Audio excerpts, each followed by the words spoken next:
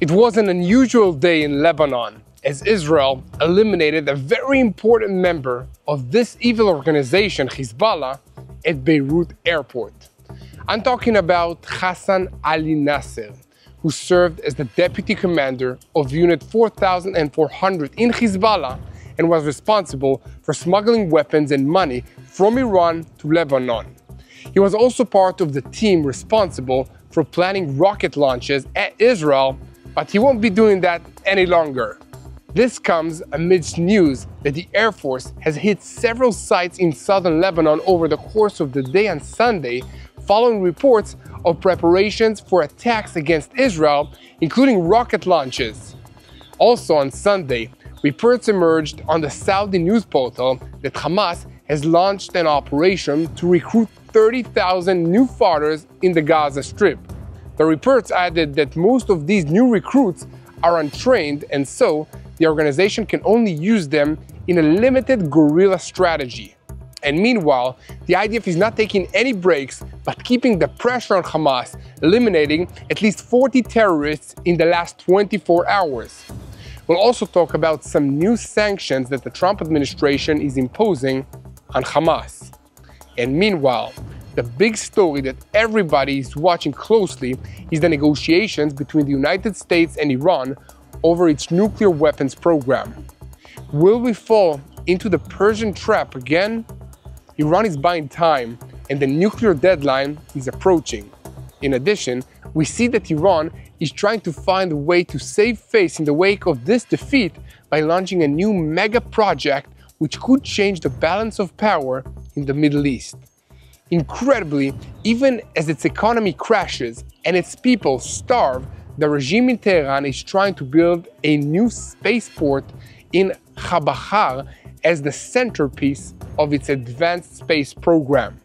In the West, concern is growing over the possibility and the possible military technological exploitation from this program, and Britain and the EU have imposed sanctions.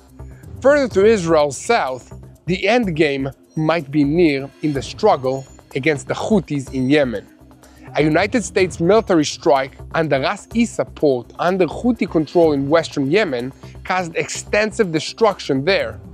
Footage from the ground shows all trucks destroyed and significant damage to the port's infrastructure, defined as a severe blow to the Houthis. It was accompanied by intense American bombings in Hodeidah and Sana'a, as another aircraft carrier has joined the fight, launching dozens of strikes on Houthi strongholds. So guys, we have a lot to talk about today, so let's dive into the details. I'm Yair Pinto, and this is your Boots on the Ground report about what is happening in Israel on day 563 of the war against Hamas, Hezbollah, the Houthis in Yemen, the Shia militias in Iraq, and all the other armed groups in this region, taking their orders from the Islamic Revolutionary Guards Corps in Iran, which is the head of the axis of evil in the Middle East. And a moment before we start, I want to invite you to press that subscribe button if you haven't already, so that you remain tuned to the truth in real time and never miss another episode of Boots on the Ground. And early Sunday morning, the Air Force carried out 2 targeted assassinations of Hezbollah terrorists in southern Lebanon. In parallel, several rocket launchers that had been identified by the IDF were also struck, as well as infrastructure of the terror organization that apparently contained weapons and had been brought to the Marjayun area of southern Lebanon. Later in the day, the IDF has opened a wave of strikes in the Arnon el-Shakif and Iklim el-Tufa areas aimed at destroying launchers and attacking launch sites prepared to fire towards Israel. Today's activities is the 6th in the past week. The IDF says it is determined to confront Hezbollah's violations of the ceasefire agreement in southern Lebanon. And speaking of confronting threats, one of the terrorists eliminated in the strike on Sunday morning was Hussein Ali Nasser, who served as the deputy head of Unit 4400 of the Hezbollah terrorist organization. In his role, Nasser worked to smuggle weapons and funds into Lebanon through Beirut International Airport, mainly from Iran. In addition, he advanced and led deals to purchase weapons from smugglers on the Syria-Lebanon border and was in general a key player in the effort to rebuild Hezbollah's military capabilities. All of that came to an end around noon on Sunday when an Air Force UAV, a drone, struck the vehicle this evil man and one of his assistants were traveling in through an area that is forbidden for Hezbollah operatives to enter under the ceasefire agreement between Israel and Lebanon. In recent days, the IDF has been intensifying enforcement of the ceasefire positions in southern Lebanon, including the targeting assassinations of Hezbollah operatives, as well as striking attempts by Hezbollah to bring in structures and rebuild villages adjacent to the Israeli borders. These strikes continued on Sunday, following intelligence reports that Hezbollah was preparing to fire rockets into the Israeli territory. So guys, here at TBN Israel, we will continue to report on every development in the northern arena, and as always, I want to thank all of you for the support, for the prayers, and for standing for the truth in this region. So we work hard to bring you the truth, and we would greatly appreciate it if you press that subscribe button to support our work. And of course, remain tuned and stand strong in prayer. Now, switching our focus to the Gaza Strip, where the Saudi network Al-Hadat reported on Sunday, citing its sources that the Izzadin al-Qassam brigades, Hamas's military wing, have begun recruiting 30,000 new fighters into their ranks. It was also reported that the terror organization has begun to adopt guerrilla warfare as part of a new war strategy because most of the new recruits are not skilled in other combat methods. The Saudi report further wrote that the military wing lost many of its weapons, especially UAVs and long-range missiles. And meanwhile, fighting in the Gaza Strip continues after the ceasefire between Israel and Hamas collapsed on the 18th of March. The Palestinians reported a fatality from artillery fire towards the El Mawasi area northwest of Rafah in the south of the Gaza Strip. Later, they said that there had been several more fatalities from a strike on the Shati refugee camp in Gaza City, and the Qatari network Al Jazeera reported citing sources on exchanges of fire between Hamas fighters and IDF forces in the eastern area of the Tufa neighborhood. On Saturday evening, the Palestinians reported what they called a belt of fire in Bet Hanun in the northern part of the Strip after intense strikes also in the Khan Yunis area in the south. And subsequently, the IDF updated on the force's activities and stated the Givati Brigade fighters, in cooperation with the Alam unit fighters and under Division 143 Command, destroyed a booby-trapped underground route hundreds of meters long in the Sabora neighborhood in Rafah. In addition, many weapons located in the area were found and destroyed, along with the tunnel shaft containing a cache of charges, explosive charges. Despite the Saudi report on recruiting new operatives, last Thursday, the American Wall Street Journal news portal reported that Hamas has been facing a severe problem since the return of fighting. It cannot pay salaries to its terrorists. And according to the report, the terror organization has left almost completely impoverished after a series of targeted assassinations in the Strip and after the stoppage of the humanitarian aid, which, according to Arab, Israeli, and Western sources, Hamas had stolen and sold to Gaza residents, the people of Gaza, at a profit. It is important to remember that Hamas refuses the Israeli proposal for a hostage deal and a ceasefire. In the official announcement, it was stated that we will not lend a hand to partial deals that Netanyahu, the Prime Minister of Israel, and his government use as cover for their political agenda to continue the war.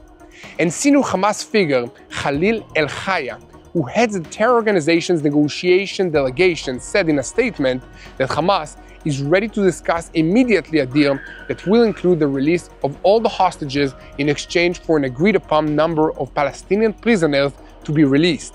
However, reports on Sunday in Arab media portals indicate that Hamas has also received warnings from Arab states regarding an Israeli-American plan to strike its senior officials in Arab and Islamic capitals if it does not urgently reach a solution that will bring about a ceasefire and meet Israel's conditions. So according to these reports, Hamas is also under tremendous pressure from Arab states to agree to disarm in exchange for a permanent ceasefire in the Gaza Strip. But Hamas appears to think that it can still fight on.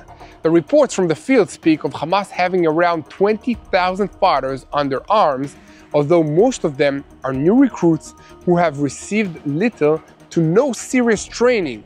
For that matter, Hamas has pulled back most of the forces to the cities of the displaced in order to preserve forces in case Israel launches a major offensive to conquer the Gaza Strip and utterly crush Hamas.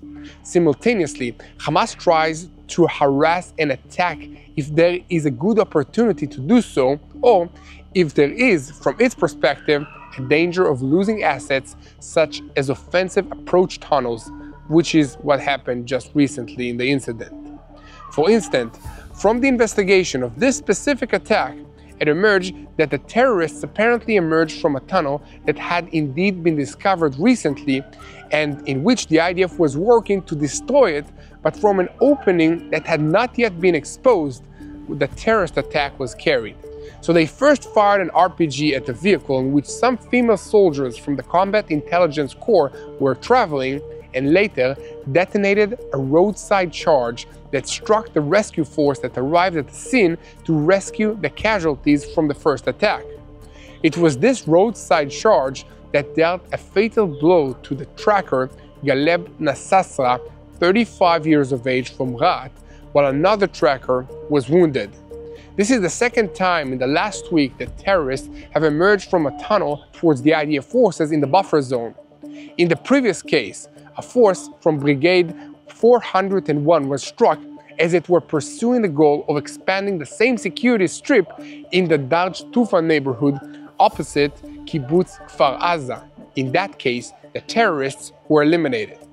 And speaking more broadly, the purpose of these forces operating under Reserve Division 252 is to establish the new security strip that includes forward outposts to protect the Gaza communities in Israel permanently from inside Gazan territory, and thus to block attempts by Hamas or other terrorist groups to carry out ground attacks on the Israeli communities in the western Negev desert. As part of the same effort, in recent months, Southern Command has intensified the effort to locate approach tunnels in the Gaza Strip, in this strip of land, which can reach a distance of about 500 to 1,000 meters from the border fence. The buffer zone is thus manned by hundreds of soldiers deployed in outposts that effectively separate Israel from the Strip in certain segments along 65 kilometers of border between Kerem Shalom at the tri-border with Egypt and Zikim near the coast in the north of the Gaza Strip. However, the threat of tunnels must still be dealt with. At least 2 such large tunnels, some of which run close to the security strip outposts, were discovered and demolished in the last month. The Southern Command assessed this week that this buffer strip must grow even more, especially in areas where Gaza neighborhoods actually touch the border, such as Sajaiya outposts, Nachal Oz, or Bet Lachia below Netiv HaAsara. The security strip outposts are held as a static mission, mainly by reserve forces who are supposed to be prepared in defense to block Hamas ground attacks or mortar fire. So guys, here at TBN Israel, we will continue to update you on every development in the matter, and we ask you to help us by continuing to share our videos on YouTube and following us on social media. Now, I want to tell you about one of TBN Israel's partners who we're working with to help Israel recover from the devastation of this war. In the wake of the recent conflict, Israel faces unprecedented challenges. Over 30% of the country's agricultural land lies in conflict zone, leading to the loss of millions of pounds of crops. This has exacerbated food insecurity, with many families displaced and struggling to access basic necessities. Leket Israel has made it their primary mission to combat this crisis by rescuing surplus food from farms, hotels, and suppliers. They provide fresh, nourishing meals to those that are most affected. Their efforts are not just about food. they're about restoring dignity and hope to communities in need. But they can't do it alone. Your support is crucial in helping Leket Israel continue their vital work in Israel. The scriptures remind us in Matthew 25:33, "For I was hungry, and you fed me. I was thirsty, and you gave me a drink." This is your opportunity to make a real difference.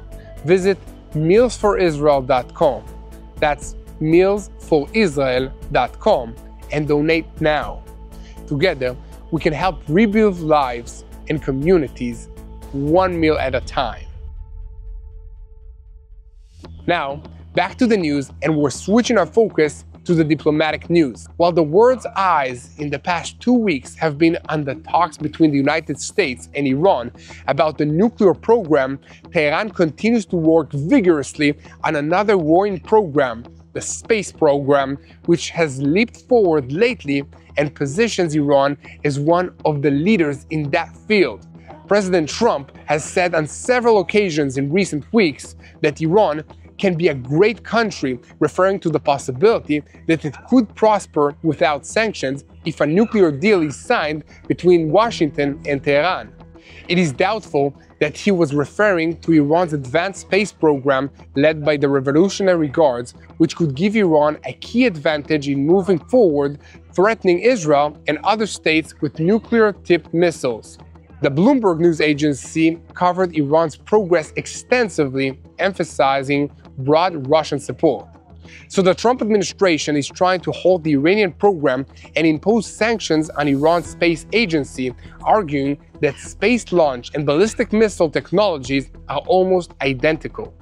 Nevertheless, Iran did not halt and continued developing one of the most advanced space programs in the Middle East. Amidst these activities, commentators and analysts are busy with the question of whether Iran will return to the 2015 nuclear deal or whether something totally new will be negotiated. The next turning point is in October 2025, when key clashes in the United Nations Security Council Resolution 2231 expire. This will mean the end of restrictions on the ballistic missile program, the end of the ban on developing, purchasing, and testing advanced uranium enrichment technologies, and the end of limits on civilian nuclear transactions. That means that Iran will be able, at least on paper, to re-enter the international nuclear market and buy equipment, expert knowledge, and develop a civilian nuclear program on a broad scale with very little realistic oversight. Already today, Iran holds about 270 kilograms of uranium enriched to 60%, meaning it is less than 2 weeks away from a nuclear weapons capability.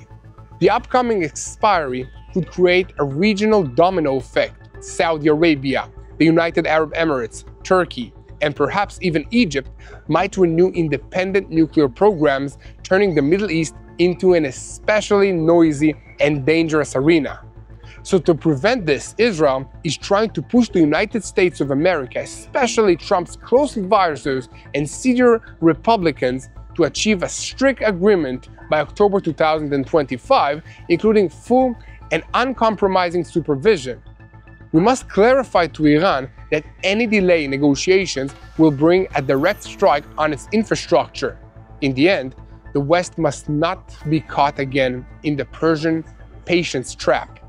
The fish is already in the lake. The question is whether we will catch it in time. So guys, here at TBN Israel, we will continue to report on every development in this matter. So keep spreading the truth, and if you haven't already, please press that subscribe button so that you never miss another episode of Boots on the Ground. Now, we shift our focus once again to Yemen, where the United States Central Command again struck Houthi rebel strongholds in Yemen late on Saturday and into Sunday morning. And according to Arab reports, more than 20 strikes were carried out against the Houthi targets in Sana'a, Sada, and El Jawaf province. At least 13 strikes were also carried out on Hudaydah port and the nearby airport. Altogether, about 50 rebel targets in Yemen were attacked last night. The intense strikes in Yemen follow a series of violent attacks on the Ras Issa port near Hudaydah, leading to reports of around 80 fatalities and 150 people wounded. Footage coming from the rebels showed the port, which serves as a main artery in Yemen's oil exports, which the rebels control and is a major source of revenue for them, completely destroyed. Yet despite the powerful American strikes, hundreds of thousands of Houthis took to the streets on Friday to demonstrate against the United States and against Israel and to express support for the Hamas terrorists, which is still fighting against Israel in the Gaza Strip. Also, yesterday the Houthis released new footage of the downing of an advanced Mk9 UAV, a drone, that they managed to shoot down in recent days. These reports came as an aircraft carrier, Harry S. Truman, which is operating against the Houthis in Yemen, has joined by a carrier, Carl Vinson, which arrived in the Middle East with its fleet of warships this week. The Houthis greeted it with attempts to attack and damage its fleet. So far, no successes have been reported in these attempts. So guys, here at TBN Israel, we will continue to report to you on what's happening in Israel, and as always, we ask you to continue to spread the truth, share, and follow us. And most importantly, pray for Israel. Pray for the hostages who are held in the Gaza Strip by Hamas. Keep praying for our soldiers wherever they are, in the air, at sea, and on land. Pray for the state of Israel, and most importantly, do not forget to pray for the peace of Jerusalem. Hello, this is Mati here in Jerusalem with TBN Israel. This is Yair Pinto from TBN Israel here in Jerusalem. TBN Israel is keeping viewers informed with Israel-focused news, culture, and what God is doing in this land. Support TBN Israel today online at tbn.org/Israel. Thank you.